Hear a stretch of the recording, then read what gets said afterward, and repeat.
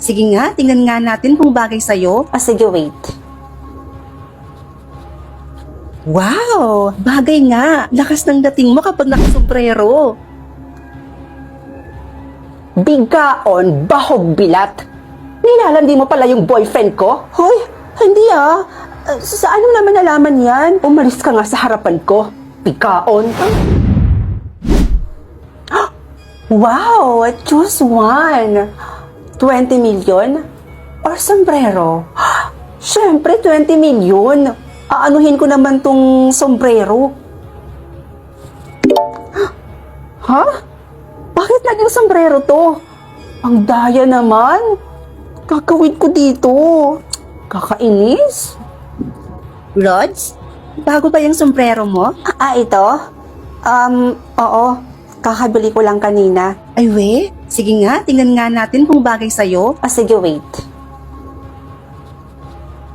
Wow! Bagay nga! Lakas ng dating mo kapag nakasombrero. Bigaon, bahog bilat. Nilalandi mo pala yung boyfriend ko? Hoy, hindi ah. Sa ano naman nalaman yan? Umalis ka nga sa harapan ko. Bigaon. Uy, Rods, teka. Magpapaliwanag muna ako. Ayaw mo umalis? Eh di ako naaalis. Nahiya pa ako sa'yo. Wow! Ang ganda pala ng sombrero na to ah. In fairness. Besh! Oh, Besh! Saan ka pupunta at anong ginagawa mo? Uy, Besh, ano ka ba? Nagtatanong ako. Uy, Besh ah, hindi ka pala nakakatulog kapag hindi ka nakakapagkape? Uy, paano mo nalaman yun? Eh, biggest secret ko yun eh. Hindi ko rin alam. Siguro tsamba lang? Sige, alis na ako. Tsamba ba yun? Napakahiwaga naman ng sombrero na to. Lahat ng sikreto, nalalaman ko. Ay, Rods! Oh, Aling Marites. Rods, nalaman mo na ba kung anong nangyari sa kapatid mo? Bakit po? Anong nangyari sa kapatid ko? Eh kasi, yung kapatid mo yun, isang oras nang nawawala. Nawawala? Oo. Bakit? Eh dinukot daw ng taong hindi kilala? Diyos ko, hindi pwede to. Kailangan kong iligtas ang kapatid ko. Gamit ko kaya tong sombrero. Baka malaman ko kung nasaan yung kapatid ko. Kapag hindi pa dumating ang ate mo, papatayin na kita. Hindi ako papayag. Ililigtas kita, kapatid ko. O Rod, saan ka pupunta? Ililigtas ko yung kapatid ko.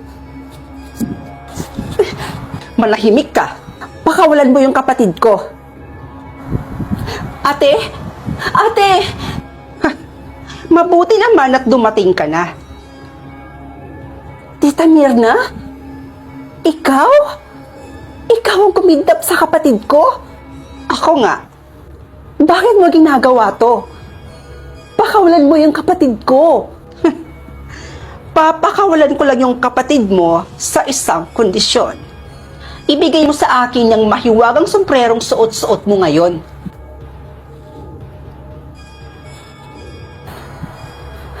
Ate, wag mo siyang papakinggan ha. Kahit anong sabihin niya, wag na wag mo siyang susundin. Ang tigas mo rin eh, no, ha? Tama na! Ha? Sama-sama mo talaga. Huwag na huwag mong sasaktan yung kapatid ko. Hanggat hindi mo binibigay sa akin ng mahiwagang sombrero, gagawin ko kung anong gusto kong gawin sa kapatid mo. Kaya ngayon mamili ka. Papakawalan ko yung kapatid mo tapos ibibigay mo sa akin ang mahiwagang sombrero.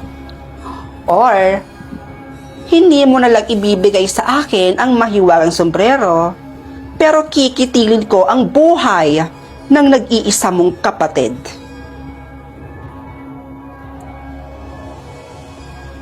Ate, wag! Bibilang ako ng 3. Kapag hindi mo pa binigay sa akin ang mahiwagang sombrero, pasensyahan na lang tayo at papatayin ko na ang nag-iisang kapatid mo mismo sa harapan mo.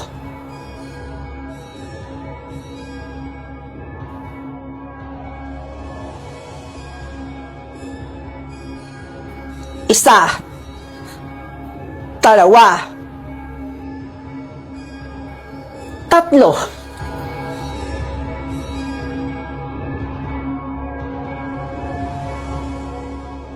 Ano ba? Bitawan mo nga ako?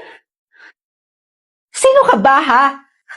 Hindi ba talaga ako nakikilala?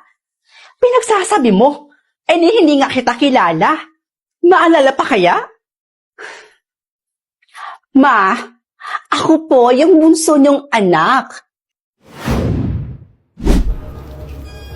Hi, Pogi. Lo, krung-krung ka ba? Anyari doon? Pinagsasabi nun? Di mo ba ako type? Bating siguro yun. OMG! Tsura nito. Ang cute naman.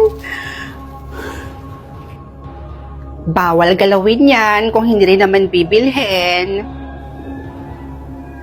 Excuse me? Mukha ba akong walang pambili?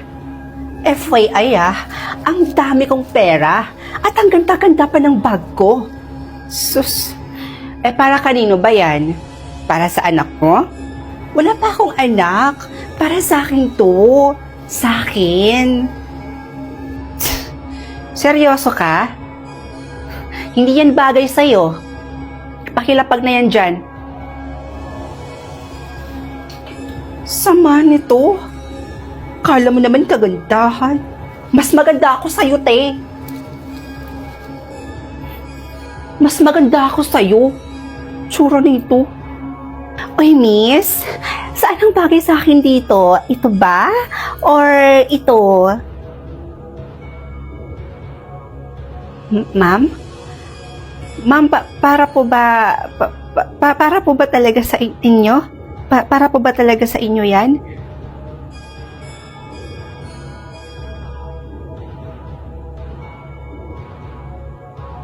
O ba't ganyan ka makatingin sa akin? Hindi ko to nanakawin. Ay, ma'am. Bagay na bagay po sa inyo pareho yan, ma'am. Opo. Bibilihin ko tong dalawang to. Bagay na bagay to sa akin.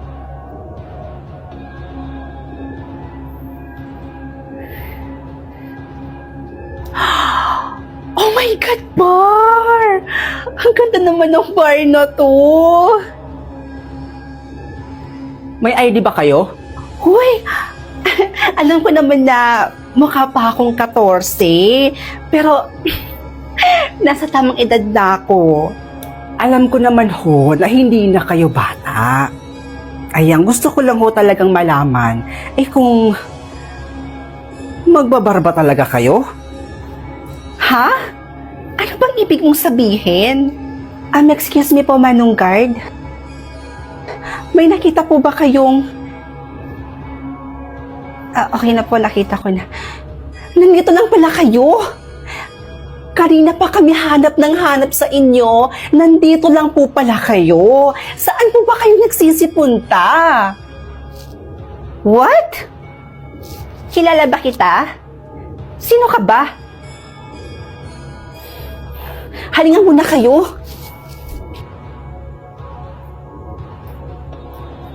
Ano ba? Bitawan mo nga ako?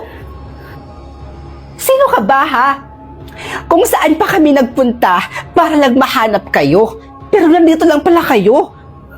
Hindi niyo po alam kung gaano kami natakot at nag-alala sa inyo. Hindi niyo ba talaga ako nakikilala? Pinagsasabi mo, hindi nga kita kilala. Maalala pa kaya? Ma, ako po yung bunso niyong anak. Ano? Anong bunsong anak? Nahihibang ka na ba? Tingnan mo nga yung itsura ko at itsura mo. Halos magkasing edad lang tayo, miss. Pero ang pinagkaibahan lang, mas maganda nga lang ako sa'yo. Kaya ano pinagsasabi mo? Bunsong anak? Ew! Excuse me, wala pa akong anak. May sakit ho kasi kayong Alzheimer's. At yung suot ninyo, hindi na po akma sa kung anong edad ninyo. Ay, wow! Hiyang-hiya naman ako sa'yo, te. Kanina, sinasabi mong bunsong anak kita. Tapos ngayon, ang napuntirya mo yung suot ko? Anong problema sa suot ko tsaka sa buhok ko? Palibhasa kasi naiingit ka kasi yung suot mo tsaka yung buhok mo hindi napapanahon.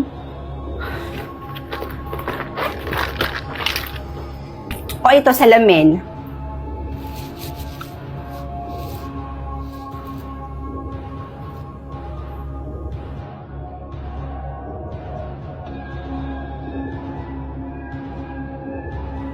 O ano ma? Malinaw na ba sa inyo na 85 years old na kayo? Ma naman kasi, kapag bukas po yung pinto, huwag kasi kayong agad-agad umalis. Kung saan-saan pa kayo pumupunta. Paano kung hindi namin kayo nakita, nahanap? Diba? Paano kung napahamak na kayo? Ma naman, ayoko pa mawalan ng ina. Please naman, makinig naman kayo sa amin. Halina kayo, umuwi na tayo.